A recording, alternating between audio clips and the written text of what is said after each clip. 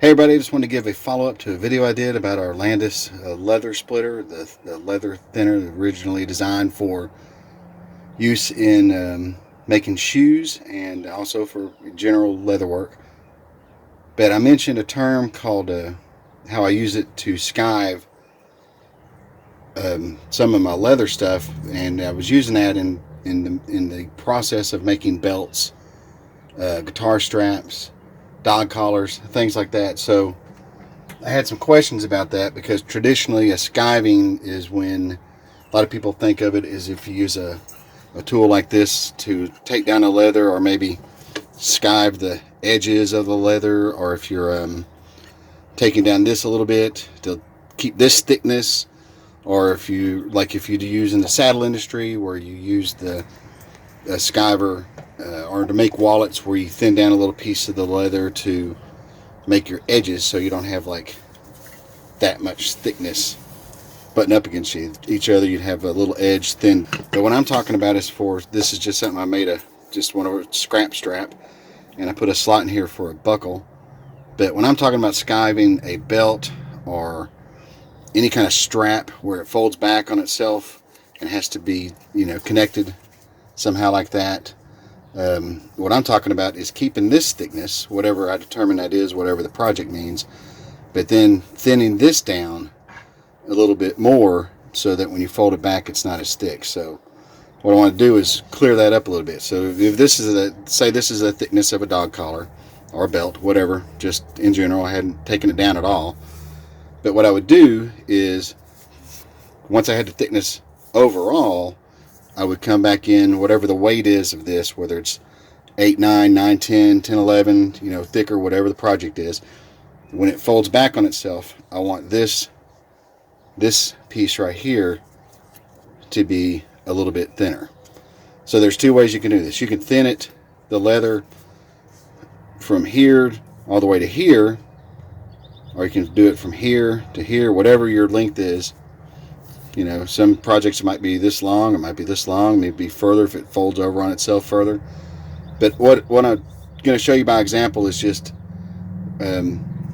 what I tend to do is to bring it down a little bit to right here. I don't want to lose much of the integrity of the weight of the leather. So just to show you real quick what I'm talking about when I mentioned skiving, let me do this real quick. So this is actually the thickness right now on the skiver is set, so I'm just going to adjust it a little bit, bring it down, for example, not even going to care where it lands, and then run this through. But I'm not going to run it through all the way. I'm going to run it through to a point right here and stop and back it out. So just going to hand crank it in, then crank it back out. And like I said, I'm just doing this for example. This is not something, may not be the exact thickness I wanted at the end, but then I can just trim this piece off right here real quick to show you. And then that piece makes it a little bit thinner when you're bringing it together. So we could even do this a little more and have it lay down even flatter. Just come in a little bit.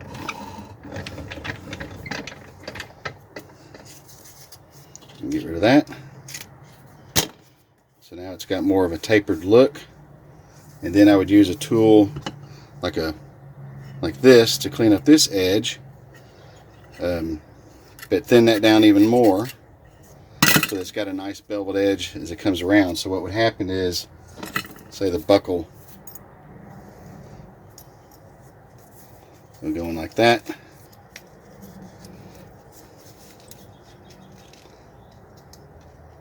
So what that would reduce is the amount of bulk you have right here, because that's more doable and more comfortable for, say, a pet and a dog collar. Now remember, this is just for example to show you, it's not what the thickness of a dog collar I use, but that thickness is more comfortable and more useful than it being that thick. So I just want to say thanks for watching. Please subscribe if you get a chance. I'm going to try to do a lot more. Allison and I have been very busy over the last year, 2 years, and we're going to try to get a lot more content up. basic leatherworking stuff, and also some things about camping and reconditioning some old campers, boats, or whatever projects we have coming up. So hit the subscribe button, and thanks for watching. Have a great day.